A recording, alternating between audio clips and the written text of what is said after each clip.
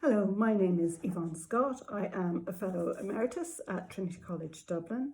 I was the founding director of TRIARC, the Irish Art Research Centre, and I was an Associate Professor in the History of Art department there.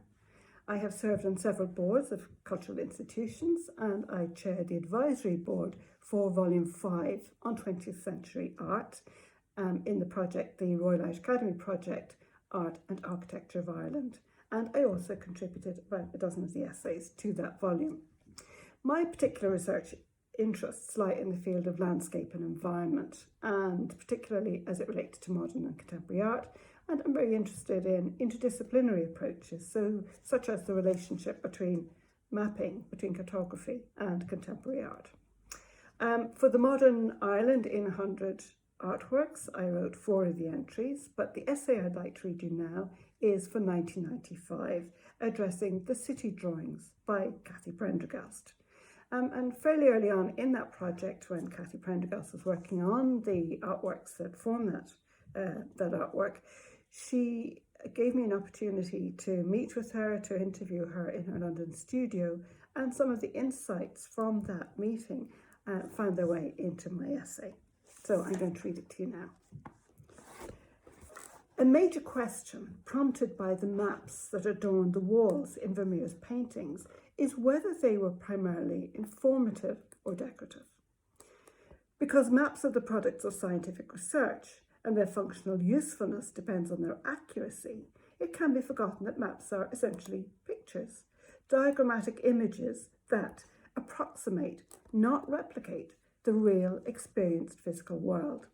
And however accurate and current the information it provides, a map involves selecting those elements that best meet the preferences and preconceptions of the users. As Cathy Prendergast has observed herself, all maps are subjective. So it is no surprise that artists adopt the aesthetics of maps as a means to chart complex geographies of emotion, character and circumstance. At the 1995 Venice Biennale, Prendergast was one of 2 artists representing Ireland. Her exhibit included 49 of her city drawings, a series in progress that aimed to create an individual cartographic sketch of every capital city in the world. This was an ambitious project, which on completion would comprise almost 200 separate drawings. Begun in 1992, before globalization became a familiar term, the drawings gave a remarkable prescient perspective on the world, and Prendergast was awarded the Biennale's Due Mila Prize for the Best Young Artist. This was not Prendergast's first venture into mapping. Her 1993 Body Map series, for example, used diagrammatic watercolours to signify the role of cartography in strategies of control and exploitation, drawing on traditional cultural associations of the female body with the landscape, both presented as common territories to be colonised, excavated and cultivated for gain.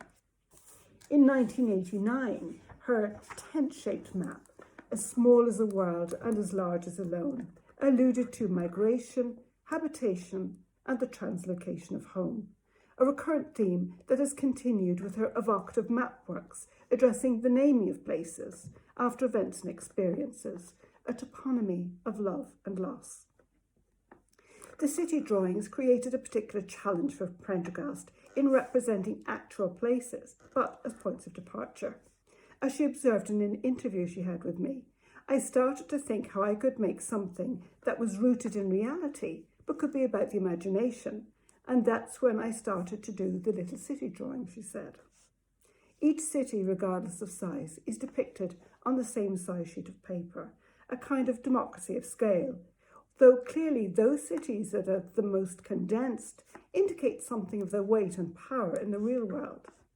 In focusing on cities rather than countries, this series could be taken to imply the decline of the nation state and the contemporary focus on major cities as hubs in the complex transnational networks of finance, trade and transport and interpersonal social webs of technological communications.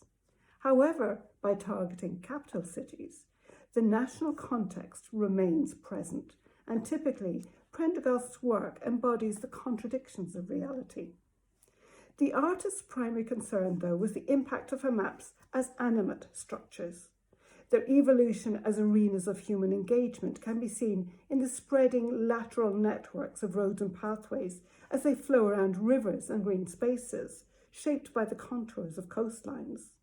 Their organic growth means, though, that they remain open-ended, indicating that no city can ever be completed.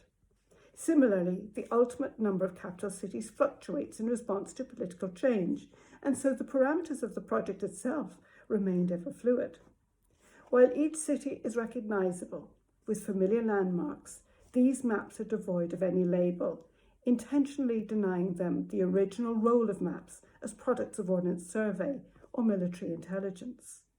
The drawings approximate satellite views of cities, magisterial yet mute perspectives of places without words or textual signs. So thank you. You can read the other 99 entries for free by downloading the ebook. Thank you.